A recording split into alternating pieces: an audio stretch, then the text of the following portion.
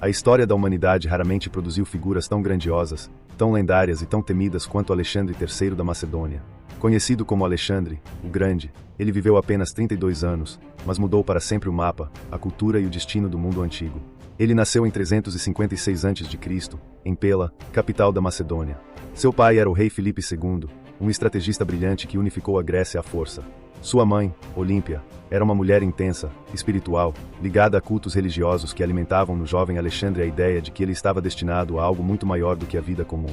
Segundo antigos relatos, na noite em que Alexandre nasceu, o templo de Ártemis, uma das 7 maravilhas do mundo, teria sido incendiado.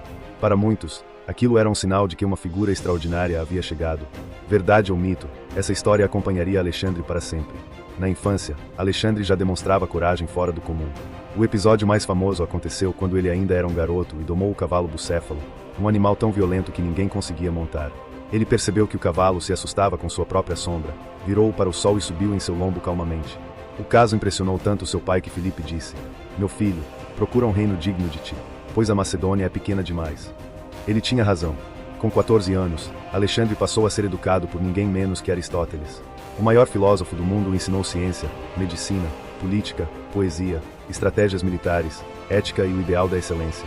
Aristóteles também alimentou no jovem príncipe a visão de que o mundo poderia ser governado por um líder forte, inteligente e disciplinado.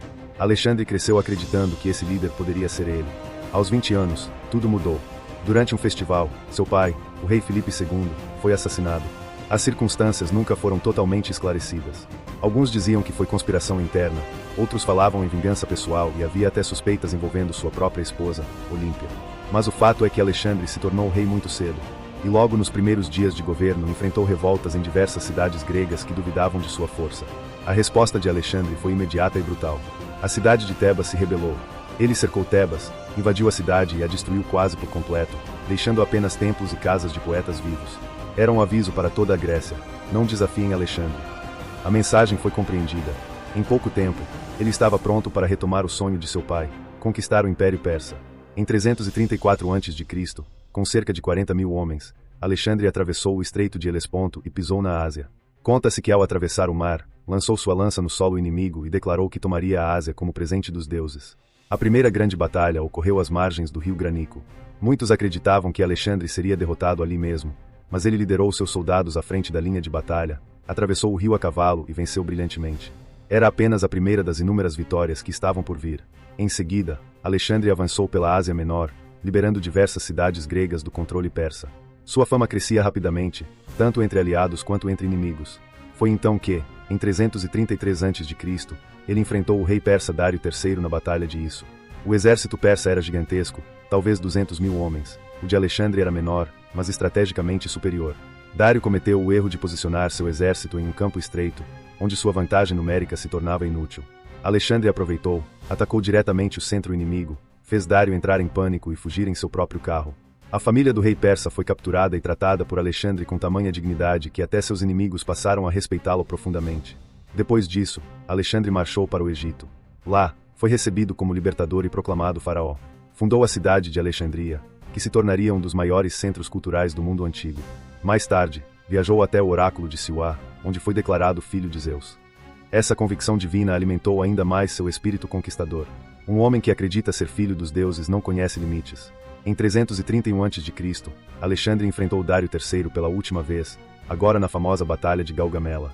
Os persas reuniram uma força colossal, com carros de guerra, elefantes e soldados de dezenas de povos. Mas Alexandre surpreendeu o mundo com uma estratégia impecável. Avançou sua cavalaria em diagonal, abriu uma brecha na linha persa e atacou diretamente onde Dário estava. O rei persa fugiu novamente e o império desmoronou. Alexandre entrou em Babilônia como um herói. Logo depois, tomou Susa e Persépolis, o coração do Império Persa. Em um gesto simbólico, incendiou o grande palácio de Xerxes, vingando antigas invasões persas contra a Grécia.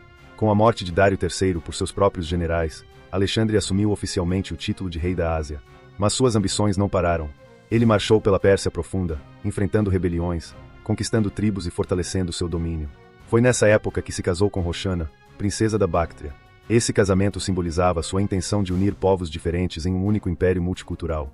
Porém, essa ideia não agradava muitos de seus generais e causou tensões internas. Em meio a festas e discussões, Alexandre acabou matando seu amigo Clito durante um banquete, um episódio que o deixaria emocionalmente abalado pelo resto da vida. Ainda assim, ele continuou avançando. A glória o chamava para o leste, e ele atravessou desertos, montanhas e rios até chegar à Índia. Em 326 a.C., enfrentou o rei Poro na Batalha do Hidáspes. Pela primeira vez, os macedônios se depararam com elefantes de guerra, criaturas gigantescas que provocavam caos nas fileiras. A batalha foi intensa, mas Alexandre venceu, impressionado pela coragem de Poro, devolveu seu reino e ainda ampliou suas terras. Mesmo assim, o exército macedônio estava cansado. Eles marchavam havia anos, haviam percorrido mais de 20.000 quilômetros. À beira do rio Ífasis, seus soldados se recusaram a seguir para o leste. Pela primeira vez, Alexandre ouviu um não. Pela primeira vez, ele aceitou. Decidiu retornar para a Macedônia, mas o caminho de volta foi um pesadelo. A travessia do deserto de Gedrósia foi mortal. Milhares morreram de sede, fome e exaustão. É considerada uma das marchas mais terríveis da história. Quando finalmente chegou à Babilônia, Alexandre estava fisicamente debilitado, mas ainda cheio de planos. Queria conquistar a Arábia, reorganizar seu império, criar novas cidades, unificar povos e talvez até chegar à Península Ibérica. Mas o destino tinha outros planos. Em 323 a.C., após um grande banquete, Alexandre adoeceu. Uma febre violenta o deixou incapaz de falar e, em poucos dias, ele perdeu toda a força. Morreu jovem, com apenas 32 anos. A causa da morte permanece um mistério até hoje. Envenenamento, doença ou simplesmente o desgaste de anos vivendo no limite. Ninguém sabe ao certo. Quando questionado sobre quem seria seu sucessor, Alexandre teria dito apenas, ao mais forte. Essas palavras mergulharam seu império em décadas de guerras internas entre seus generais. O corpo de Alexandre desapareceu. Seu império se fragmentou, mas seu legado sobreviveu. Alexandre fundou mais de 20 cidades, espalhou a cultura grega por 3 continentes, uniu povos diferentes sob o mesmo ideal e transformou a guerra em arte. Inspirou imperadores, reis, generais, filósofos e conquistadores por mais de 2000 anos. Seu nome ecoou através da história, e sua lenda permanece viva até hoje. Alexandre, o Grande, não foi apenas um conquistador. Foi uma força da natureza, um homem guiado por ambição, disciplina, genialidade e destino.